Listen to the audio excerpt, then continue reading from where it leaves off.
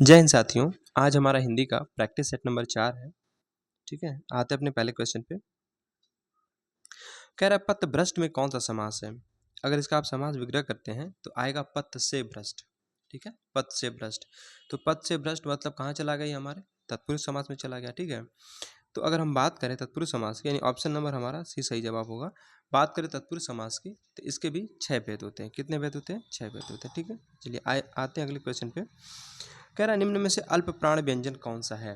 देखिए, एक होता है अल्प प्राण और एक होता है महाप्राण। अल्प प्राण व्यंजन क्या होता है? ये देखिए, पहला वर्ग होता है ये दूसरा वर्ग है, ये तीसरा वर्ग है, ये चौथा वर्ग है और ये पांचवा वर्ग है। एक ट्रिक है, ए मामा, ए मा मा। ठीक है, देखिए पहला, तीसरा और पांचवा। ठीक है, पहला, तीसरा और पांचवा ये हमारे क्या हो गए? ये ए मतलब अल्प प्राण हो गए। ठीक है, नहीं पहला हो गया, तीसरा हो गया और पांचवा हो गया। ठीक है, ये हमारे अल्प प्राण है। बाकी जो दूसरा और चौथा बचा ये हमारे महाप्राण है। तो अब ख को देखिए, क हमारा किस में आता है? अल्प प्राण में, लेकिन ख हमारा कहाँ चला जाता है? महाप्राण में। ठीक है, तो ख तो हमारा नहीं हुआ यहाँ पे, ख गलत हो गया क्योंकि पूछा हमसे अल्प प्राण है। फिर हम बात करते हैं ग की, तो ग हमारा क्या है? अल्प प्राण है और घ क्या है? महाप्राण है। तो घ हमारा क्या है? महाप्राण है। ठीक है, तो हमसे क्या पूछा था? अल्प प्राण। तो अल्प प्राण हमारा कौन सा है? ग है, यानी ऑप्शन नंबर क्या है? बी हमारा बिल्कुल सही जवाब है। आते हैं अगले क्वेश्चन पे। अगला क्वेश्चन कह रहा है सख्यागमन का संधि विच्छेद होगा। सख्यागमन का, तो सख्यागमन का साथियों संधि विच्छेद क्या होता है?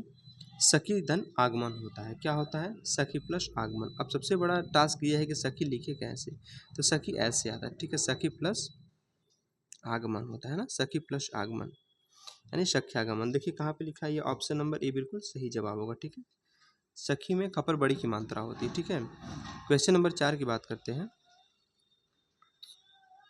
क्वेश्चन नंबर 4 कह रहा है कि रेखांकित चिन्ह कौन सा, रेखांकित चिन्ह कौन सा है? ठीक है, बताना है क्या लोभ सूचक चिन्ह है या स्थान सूचक है या समाप्ति सूचक है या टीका सूचक है।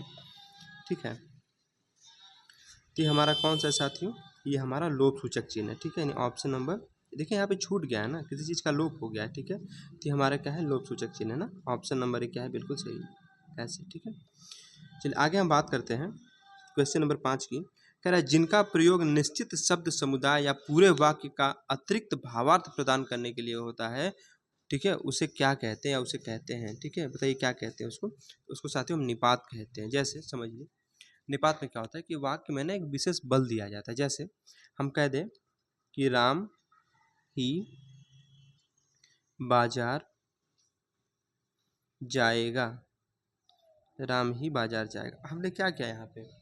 हमने वाक्य पे एक बल दे दिया ना कि राम ही बाजार जाएगा। अच्छा, हम ये भी तो कह सकते हैं कि राम बाजार जाएगा, लेकिन अगर हम ये कहते कि राम ही बाजार जाएगा तो वहाँ पे कौन सी स्थिति होगी? निपात की स्थिति होगी। ठीक है, चलिए निपात देखिए होता क्या है कि वे अव्यय शब्द होते हैं। ठीक है, वे अव्यय शब्द होते हैं जो किसी शब्द या पद के बाद लगकर उसके अर्थ में विशेष प्रकार का भाव या बल उत्पन्न करते हैं। मतलब आप ये याद रखिए कि जो निपात होता है ना, वो वाक्य में क्या करता है? बल देने का काम करता है। राइट, चलिए क्वेश्चन नंबर 6वां देखते हैं। कह रहा है संकर शब्द का अर्थ है क्या? तत्सम शब्द, तद्भव शब्द, विदेशी शब्द या दो भाषाओं से मिलकर बना शब्द। दो भाषाओं से मिलकर बना शब्द ही क्या कहलाता है?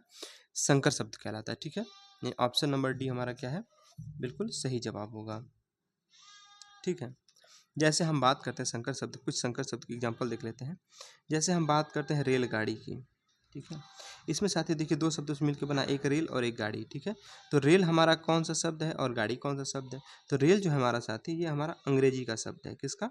अंग्रेजी का। और गाड़ी किसका शब्द है? हिंदी का। ठीक है, तो ये हिंदी और अंग्रेजी दो भाषाओं से मिलकर बना है ना, तो हमने क्या बताया था कि दो भाषाओं के शब्दों से जो मिलकर जो बनता है वो कौन सा होता है?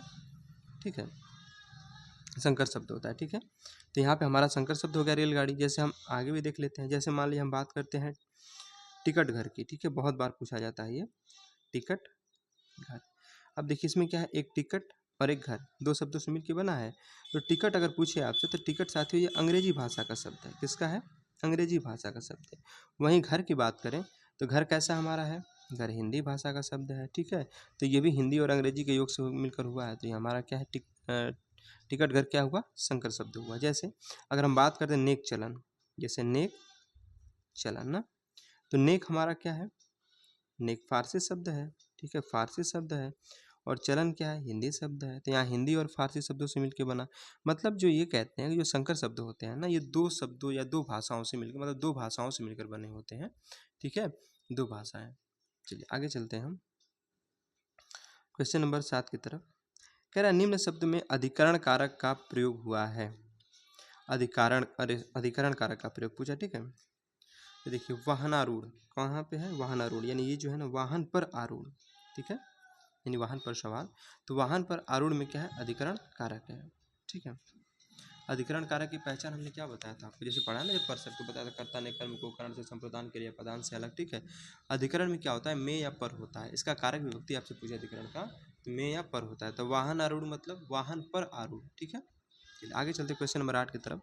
कह रहा निम्नलिखित वाक्यों में से किसमें प्रेरणार्थक क्रिया का प्रयोग नहीं हुआ है। मतलब क्या है कि 3 ऐसे ऑप्शन है जिसमें हुआ है और एक ऑप्शन ऐसे साथी जिसमें प्रेरणार्थक क्रिया का प्रयोग नहीं हुआ है। ठीक है, जैसे राम नहीं पढ़ता है, इसमें क्या है आपका प्रेरणार्थक क्रिया प्रयोग नहीं हुआ। जैसे उसने पिता उससे पढ़वाते हैं। ठीक है, ये अध्यापक से पढ़वाते हैं, अध्यापक परिश्रम कराते हैं। अब देखिए प्रेरणार्थक मतलब क्या होता है ना, कि कर्ता क्या करता है, किसी दूसरे से काम कराता है। इसमें दो व्यक्ति होते हैं, एक क्या करते हैं दूसरे से काम कराएगा।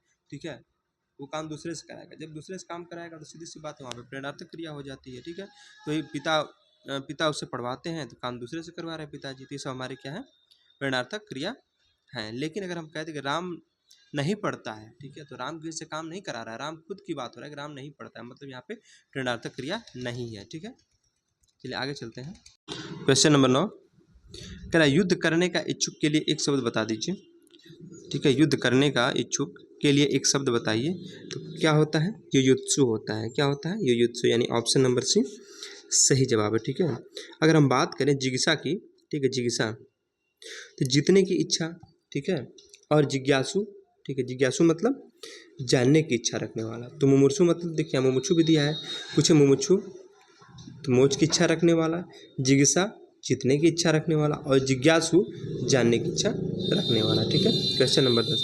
अवगुंठन का अर्थ बता दीजिए। तो अवगुंठन का अर्थ साथियों क्या होता है, घूंघट होता है ना, यानी ऑप्शन नंबर ए सही जवाब है। क्वेश्चन नंबर 11 में कह रहा है कि आविर्भाव का सही विलोम शब्द बता दीजिए। तो आविर्भाव का क्या होता है, तिरोभाव होता है, यानी ऑप्शन नंबर ए सही जवाब है। ठीक है, क्वेश्चन नंबर 12 देखिए, कह रहा निम्नलिखित में से कौन सा वाक्य शुद्ध वाक्य है। निम्नलिखित में से कौन सा वाक्य शुद्ध वाक्य है। मैं सारी रात भर जागता रहा, मैं पूरी रात भर जागता रहा, मैं सारी रात जागता रहा, मैं पूरी तरह से जागता रहा। ठीक है, तो देखिए जो ऑप्शन नंबर सी है ना कि मैं सारी रात जागता रहा, ये क्या हमारा है, बिल्कुल शुद्ध वाक्य। अशुद्ध वाक्य ही आपसे पूछा है यहाँ पे। ठीक है, आगे चलते हैं क्वेश्चन नंबर 13 की तरफ। कह रहा है मृगेंद्र का पर्यायवाची शब्द है, मृगेंद्र का पर्यायवाची बता दीजिए। ठीक है, तो जो शार्दुल होता है ना साथियों, शार्दुल ये मृगेंद्र का पर्यायवाची होता है। ठीक है, और अगर बात कर लें मृगेंद्र के और कौन कौन से पर्यायवाची होते हैं, तो देखिए मृगराज होता है, ठीक है, वनराज होता है, शेर होता है, व्याघ्र होता है, ठीक है, केसरी होता है, केहरी होता है, ये सब किसके हैं, मृगेंद्र के पर्यायवाची। और यहाँ पे सबसे ज़्यादा जो पूछा जाता है मृगेंद्र का पर्यायवाची शार्दुल। ठीक है, कौन सा होता है, शार्दुल, राइट। क्वेश्चन नंबर 14, शुद्ध वर्तनी छांटिए। ठीक है, देखिए युधिष्ठिर, शुद्ध वर्तनी हमें बताना है, तो युधिष्ठिर गलत लिखा है यहाँ पे। ठीक है, द्वारिका ये भी गलत लिखा है, कवियत्री नहीं होता है, कवियत्री होता है। ठीक है, तो ये भी गलत लिखा है, लेकिन अवतार बिल्कुल सही लिखा है। ठीक है, ऑप्शन नंबर डी क्या है, बिल्कुल सही है। अगर पूछ दे आपसे कि युधिष्ठिर लिखते कैसे, देखिए यहाँ पे क्या लिखा है, युधिष्ठिर, युधिष्ठर लिखा है। ठीक है, तो इसलिए ये गलत हमारा है। क्या होगा, ये हमारा होता है युधिष्ठिर। ठीक है, ऐसे होता है युधिष्ठिर। ठीक है, ये हमारा शुद्ध होता है युधिष्ठिर। अगर हम बात करें द्वारका नहीं होता, क्या दिया यहाँ पे, द्वारिका दिया है ना, तो द्वारिका नहीं होता, क्या होता है, द्वारका, द्वारका। ठीक है, और कवियत्री के बारे में हमने बताया ही था कि क्या होता है आपका, कवियत्री होता है। क्या होता है, कवियत्री होता है। ठीक है, ये हमारे क्या है, शुद्ध है। आगे चलते हैं, हल्दी शब्द का तत्सम बता दीजिए। हल्दी का साथियों क्या होता है, हरिद्रा होता है, हरिद्रा। कौन सा, ऑप्शन नंबर बी सही जवाब है। क्वेश्चन नंबर 16 कह रहा है दुविधा या सोच विचार में पढ़ने से काम नहीं होता, यह किस वाक्य का अर्थ है। ठीक है, तो किसका है ये, अटके सो भटके, यानी ऑप्शन नंबर सी क्या है, बिल्कुल सही जवाब होगा ना। कि दुविधा या सोच विचार में पढ़ने से काम नहीं होता, मतलब अटके सो भटके। ठीक है, क्वेश्चन नंबर 17, निम्नलिखित शब्दों में से कौन सा असंगत है। अफसोस फारसी भाषा का शब्द है, कैंची तुर्की भाषा का है, गमला पुर्तगाली भाषा का शब्द है, या डिब्बा अंग्रेजी भाषा का शब्द है।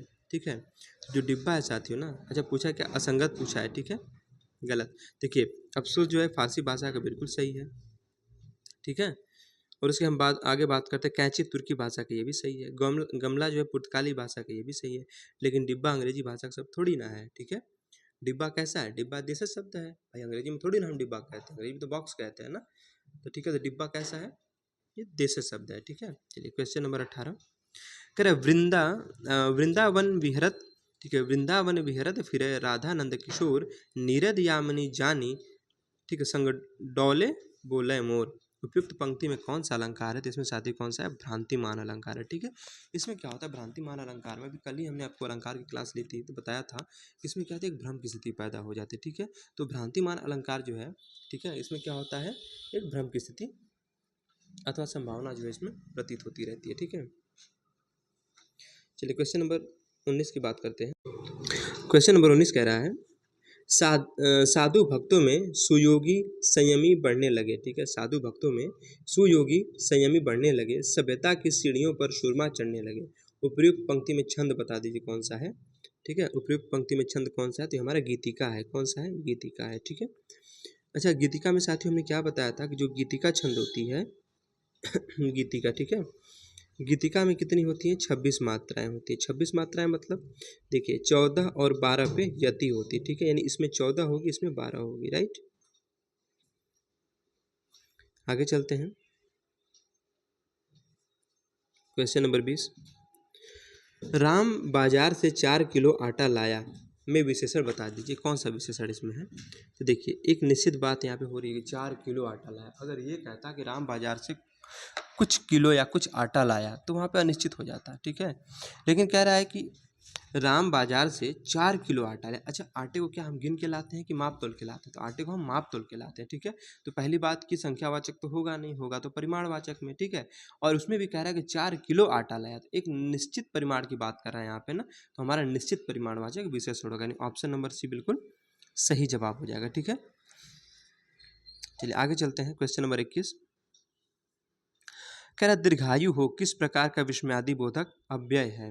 ठीक है, दीर्घायु हो किस प्रकार का विस्मयादि बोधक अव्यय है, तो दीर्घायु हो कौन सा है साथियों हमारा, ये आशीर्वाद बोधक है। ठीक है, कौन सा, आशीर्वाद बोधक, मतलब इसमें आशीर्वाद नहीं देते हैं लोग, जैसे कोई बड़े लोग होते हैं, ठीक है, घर में वो कहते हैं कि दीर्घायु हो, तो क्या कहते हैं, आशीर्वाद ही देते हैं ना, तो ये हमारा आशीर्वाद बोधक हो गया। ठीक है, आगे देखते हैं 22 नंबर, इनमें से कृष्ण भक्त कवि कौन सा नहीं है, सूरदास, रसखान, कृष्णदास या तुलसीदास। तो तुलसीदास कौन से हैं, ये हमारे बिल्कुल सही जवाब होंगे। ठीक है, तुलसीदास जी हैं जो ये कृष्ण भक्ति के कवि नहीं है। किसके हैं तब हैं भाई, जब कृष्ण भक्ति के कवि नहीं है तो किसके हैं फिर, तो ये राम भक्ति कवि हैं। किसके हैं, राम भक्ति कवि है ना। चलिए आगे चलते क्वेश्चन नंबर 23 की तरफ। किस शब्द में आ उपसर्ग नहीं है, आजन्म, ठीक है, आजन्म, आगमन, आकर्षक, आदरणीय, बताइए किसमें नहीं है। ठीक है, तो किसमें से आती है, देखिए जो आदरणीय है ना, आदरणीय, इसमें आपका आ उपसर्ग नहीं है। ठीक है, आजन्म में है, आगमन में भी है, आकर्षण में है, लेकिन आदरणीय में नहीं है, यानी ऑप्शन नंबर डी क्या है, बिल्कुल सही जवाब होगा। ठीक है, क्वेश्चन नंबर 24 कह रहा है निम्न वाक्य में त्रुटि है, निम्न वाक्य में त्रुटि है, बुरा से बुरा आदमी भी सम्मान चाहता है। ठीक है, कोई त्रुटि नहीं, बताइए। देखिए बुरा से बुरा आदमी इसका सही जवाब होगा। ठीक है, तो शुद्ध वाक्य कैसे होगा, बुरे से बुरा आदमी, यहाँ पे बुरा से बुरा नहीं होगा, बुरे से बुरा होगा। क्या होगा, बुरे से बुरा आदमी। ठीक है, तो यहाँ पे हमारा त्रुटि इसी भाग में थी, क्योंकि दिया कि बुरा से बुरा, लेकिन होना क्या चाहिए था, बुरे से बुरा। राइट, चलिए आगे चलते हैं। क्वेश्चन नंबर 25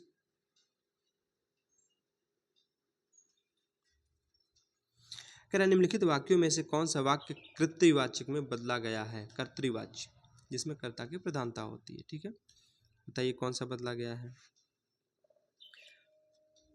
पहले बात हम बात करते हैं कर्तृवाच्य होते क्या हैं। देखिए क्रिया के उस परिवर्तन को कर्तृवाच्य कहते हैं। ठीक है, जिसमें वाक्य में कर्ता की प्रधानता का बोध होता है। ठीक है, कर्ता की प्रधानता का बोध होता है। ट्रिक की बात करें इसमें क्या होता है साथियों, इसमें या तो कोई विभक्ति नहीं होगी, ठीक है, कोई विभक्ति नहीं होगी, या तो फिर इसमें नई विभक्ति होती है। ठीक है, जैसे आज घूमने चला जाए, आज घूमने चला जाए। ठीक है, फिर कह रहा है कल देर तक पढ़े, कल देर तक पढ़े। ऑप्शन नंबर बी हमारा सही जवाब हो जाएगा। ठीक है, कल देर तक पढ़े। अब 26 नंबर देखिए, कह रहा है हिंदी साहित्य के आदिकाल का अभिनव जयदेव किसे कहते हैं? तो विद्यापति को कहते हैं। किसको कहते हैं? विद्यापति, यानी ऑप्शन नंबर बी सही जवाब होगा। अगर हम बात करें विद्यापति जी की कुछ अन्य रचनाएं, तो इनकी जैसे पताका, भू परिक्रमा, ठीक है, क्या है पताका, भू परिक्रमा है, फिर कीर्ति लता है, ये सब किनकी है? विद्यापति जी की है। ठीक है, आगे चलते हैं। क्वेश्चन नंबर 27, कह रहा है निम्नलिखित बोलियों में से कौन सी बोली उत्तर प्रदेश में नहीं बोली जाती है? उत्तर प्रदेश में नहीं, मतलब 3 बोली ऐसी हैं ऑप्शन में जो कि उत्तर प्रदेश में बोली जाती है, और एक बोली ऑप्शन में ऐसा दिया है जो कि उत्तर प्रदेश में नहीं बोली जाती है। ठीक है, ये बहुत ध्यान से पढ़ना होता है, क्या पूछा क्या है प्रश्न में। ठीक है, तो बोला है कि नहीं बोली जाती है। देखिए जो मैथिली है ना, ये उत्तर प्रदेश में नहीं बोली जाती। बाकी साथियों अवधी बोली जाती है, ब्रज भाषा बोली जाती है। ठीक है, अगर आप जाते हैं मथुरा, आगरा, इटावा साइड पकड़े हुए, मतलब उस जनपद में, तो वहाँ पे ब्रज भाषा का खूब प्रचलन। ठीक है, वहाँ पे ब्रज भाषा बोली जाती है, और खड़ी बोली भी बोली जाती है। ठीक है, आइए देख लेते उत्तर प्रदेश में कौन कौन सी बोली बोली जाती है। देखिए उत्तर प्रदेश में साथियों आपकी कन्नौजी बोली बोली जाती है, बुंदेली बोली जाती है, ब्रज भाषा बोली जाती है। ठीक है, खड़ी बोली इत्यादि, इतनी जो भाषाएं हैं ये सब बोली जाती है। अच्छा हम बात करें जो मैथिली है, देखिए जो मैथिली है ना, ये मैथिली जो मुख्यतः बिहार, झारखंड, नेपाल के जो तराई क्षेत्र होते हैं उसके आसपास बोली जाती है। ठीक है, तो उत्तर प्रदेश में कौन सा बताया हमने? कन्नौजी, बुंदेली, ब्रजभाषा, खड़ी बोली, ये सब कहाँ पे? उत्तर प्रदेश में बोली जाती हैं। लेकिन मैथिली जो है साथियों ना, ठीक है, मैथिली जो है मुख्यतः बिहार, झारखंड व नेपाल के जो तराई क्षेत्र हैं, ठीक है, वहाँ पे बोली जाती है। क्वेश्चन नंबर 28 देखिए, कह रहा है कि निम्नलिखित में से सबसे पहले अपनी आत्मकथा हिंदी में किसने लिखी थी? बताइए किसने लिखी थी? तो वो कौन थे? राजेंद्र प्रसाद थे। राजेंद्र प्रसाद, यानी ऑप्शन नंबर डी सही जवाब होगा ना, कि निम्नलिखित में से सबसे पहले अपनी आत्मकथा, ठीक है, ऑटोबायोग्राफी जिसे कहते हैं, हिंदी में किसने लिखी? ठीक है, हिंदी में किसने? तो राजेंद्र प्रसाद ने लिखी थी। ठीक है, तो अगर हम बात करें कि भारत के पहले राष्ट्रपति कौन थे? डॉक्टर राजेंद्र प्रसाद। ठीक है, तो भारत के पहले राष्ट्रपति डॉक्टर राजेंद्र प्रसाद ने सन 1946 ईस्वी में, कब? 1946 ईस्वी में, ठीक है, 1946 ईस्वी में अपनी आत्मकथा लिखी थी। ठीक है, डॉक्टर राजेंद्र प्रसाद की अगर अन्य पुस्तकें की बात करें, ठीक है, इंडिया डिवाइडेड, ठीक है, गांधी जी की देन, बापू के कदमों में बापू, ये सब किनकी हैं? राजेंद्र प्रसाद जी की अन्य पुस्तकें हैं। ठीक है, आगे चलते हैं। क्वेश्चन नंबर 29, कह रहा अखिया हरि दर्शन की भूखी कैसे, ठीक है, कैसे रहें रूप रसाची, ठीक है, ए बतिया सुन रुखी, उपयुक्त पंक्ति में कौन सा रस है? बताइए कौन सा है? वीर रस है, उत्साह की भावना तो यहाँ पे प्रतीत नहीं हो रही है। यहाँ पे ऐसा क्या प्रतीत हो रहा है? अगर हम रूट वर्ड की बात करें तो देखिए इसमें ऐसा हो रहा है, प्रतीत हो रहा है कि यहाँ पे क्या है? एक दुख की बात की जा रही है। ठीक है, मतलब क्या वहाँ पे एक वियोग की बात हो रही है ना, कि अखिया हरि दर्शन की भूखी। ठीक है, तो वीरता की बात तो है नहीं, शांति की भी बात नहीं है। ठीक है, और जब भाई अखिया हरि दर्शन की भूखी, ठीक है, तो यहाँ पे संयोग श्रृंगार भी नहीं होगा, कौन सा होगा? वियोग श्रृंगार रस होगा। कौन सा? वियोग श्रृंगार रस, राइट। चलिए आगे हम बात करते हैं कि देखिए हमने आपको बताया था कि जो श्रृंगार रस होता है ना साथियों, श्रृंगार रस ये दो प्रकार का, एक होता है वियोग और एक होता है संयोग। ठीक है, संयोग। तो वियोग श्रृंगार में क्या होता है कि नायक और नायिका आपस में बिछड़ जाते हैं। ठीक है, तो वहाँ पे वियोग की स्थिति होती है, तो वहाँ पे कौन सा? वियोग श्रृंगार रस होता है। जब वही नायक और नायिका आपस में एक दूसरे से मिलते हैं तो वहाँ पे क्या होगा? संयोग होगा ना, तो वहाँ पे कौन सा रस होगा? संयोग श्रृंगार रस होगा, राइट। तो यहाँ पे क्या है? अखिया हरि दर्शन की भूखी, मतलब यहाँ पे क्या एक वियोग की भावना प्रकट हो रही है अगर रूट वर्ड की बात करते हैं यहाँ पे, तो ठीक है, तो हमारा इसमें कौन सा रस होगा? वियोग श्रृंगार रस होगा। ठीक है, आगे चलते हैं। 30 नंबर कह रहा है क्वेश्चन कि वह बहुत अच्छा लड़का है में वह कौन सा सर्वनाम है? बताइए कौन सा सर्वनाम है? निश्चयवाचक है, अनिश्चयवाचक है, निजवाचक है, संबंधवाचक है? ठीक है, बताना है। तो देखिए ये कौन सा है? निश्चयवाचक, एक निश्चितता की बात हो रही है कि वह बहुत अच्छा लड़का है। ठीक है, अब अनिश्चयवाचक तो होगा नहीं क्योंकि एक निश्चित बात की गई कि वह बहुत अच्छा लड़का है। ठीक है, और निजवाचक जो खुद के लिए प्रयोग करते हैं, जैसे मैं स्वतः खाना बनाऊंगा, मैं खुद ही पोछा लगाऊंगा, मैं अपने आप ही चला जाऊंगा। ठीक है, असंबंधवाचक में क्या है? एक दूसरे का संबंध बताया जाता है यहाँ पे। ठीक है, तो यहाँ पे कौन सा? निश्चयवाचक होगा, राइट। निश्चयवाचक सर्वनाम की बात करें, देखिए जिन सर्वनाम शब्दों से किसी निश्चित व्यक्ति अथवा वस्तु की ओर निकटवर्ती अथवा दूरवर्ती संकेत का बोध होता है, ठीक है, उसे हम क्या कहते हैं? निश्चयवाचक सर्वनाम कहते हैं। जैसे यह, वह, ये, वे, ठीक है, जिससे हम कह दें कि यह मेरी पुस्तक है, ठीक है, वह मेरी पुस्तक है, ये मेरे लोग हैं, वे मेरे लोग हैं। तो यहाँ पे क्या एक निश्चितता का बोध हो रहा है, ठीक है। तो कौन सा यहाँ पे निश्चयवाचक सर्वनाम होगा। क्वेश्चन नंबर 31 की बात करते हैं। कह रहा है सूरदास, ठीक है, सूरदास की भाषा का रूप है। बताइए सूरदास की जो भाषा है किस रूप में है, तो ये ब्रज भाषा में, किसमें, ब्रज भाषा, यानी ऑप्शन नंबर बी सही जवाब होगा, ठीक है। तो सूरदास जी जो है ब्रज भाषा में रचना किया करते थे। किस भाषा में, ब्रज भाषा में। सूरदास जी की अगर प्रमुख रचनाओं की बात करें तो बहुत ही ज़्यादा इंपॉर्टेंट इनकी रचनाएं होती हैं साथियों, हर बार ये कहीं ना कहीं एग्जाम में जरूर पूछी जाती हैं। जैसे साहित्य लहरी हुई, ठीक है, साहित्य लहरी हुई आपकी, साहित्य लहरी। फिर उसके बाद आपके अगर हम बात करें सूर सागर, बहुत बार पूछी गई है सूर सागर, तो सूर सागर, ठीक है। फिर उसके बाद है आपका सूर सारावली, ठीक, सूर सारावली। और उसके बाद आपका कौन सा है, नल दमयंती है, फिर नागलीला है इत्यादि, ये सब किनकी है, सूरदास जी की प्रमुख रचनाएं हैं, ठीक है। अब आते हैं अगले क्वेश्चन पे, क्वेश्चन नंबर 32। कह रहा है मुझसे यह काम नहीं हो सकता, मैं वाच्य बता दीजिए कौन सा वाच्य। तो साथ ही इसमें कौन सा भाववाच्य। देखिए भाववाच्य के बारे में हमने बताया था, पहले बात आपको हम वाच्य की बात करते हैं। तो वाच्य हमने क्या बताया, एक होता है कर्तरीवाच्य, एक होता है कर्मवाच्य, एक होता है भाववाच्य। अब साथियों भाववाच्य के बारे में हमने क्या बताया था आपको, इसमें समर्थता और असमर्थता, ठीक है, समर्थता और असमर्थता दोनों का इसमें बोध होता है, ठीक है। तो अब ये कह रहा है कि मुझसे यह काम नहीं हो सकता, एक असमर्थता की बात यहाँ पे कही जा रही है कि मुझसे यह काम नहीं हो सकता है। जब असमर्थता की बात है तो भाववाच्य होगा, ठीक है। आइए अब हम गद्यांश को पढ़ेंगे और गद्यांश को पढ़ के प्रश्नों के जवाब देंगे, ठीक है। देखिए गद्यांश की बात करते हैं। कह रहा शिक्षा को वैज्ञानिक और प्राविधिक मूलाधार देकर हमने जहाँ भौतिक परिवेश को पूर्णतः परिवर्तित कर दिया है और जीवन को अप्रत्याशित गतिशीलता दे दी है, वहाँ साहित्य, कला, धर्म और दर्शन को अपनी चेतना से बहिष्कृत कर मानव विकास को एकांगी बना दिया है। पिछली शताब्दी में विकास के सूत्र प्रकृति के हाथ से निकलकर मनुष्य के हाथ में पहुंच गए हैं, विज्ञान के हाथ में पहुंच गए हैं, और इस बंद गली में पहुंचने का अर्थ मानव जाति का नाश भी हो सकता है। इसलिए नैतिक और आत्मिक मूल्यों को साथ साथ विकसित करने की आवश्यकता है, जिससे विज्ञान हमारे लिए भस्मासुर का हाथ न बन जाए। व्यक्ति की क्षुद्रता यदि राष्ट्र की क्षुद्रता बन जाती है तो विज्ञान भस्मासुर बन जाता है। इस सत्य को प्रत्येक क्षण सामने रखकर ही, ठीक है, सामने रखकर ही अणु विस्फोट को मानव प्रेम और लोकहित की मर्यादा दे सकेंगे। अपरिसीम अपरिसीम भौतिक शक्तियों का स्वामी मानव आज अपने व्यक्तित्व के प्रति अस्थवान नहीं है और प्रत्येक क्षण अपने अस्तित्व के संबंध में शंकाग्रस्त है। राइट, देखिए यहाँ पे जो हमारे गद्यांश से साथी थोड़े कट गए हैं, ठीक है, इसको हमने किताब के माध्यम से पढ़ के बताया आपको, लेकिन प्रश्न हमारे बिल्कुल सही हैं, ठीक है। तो हम प्रश्नों के उत्तर देंगे, ठीक है ना। आते अपने क्वेश्चन नंबर 33 पे।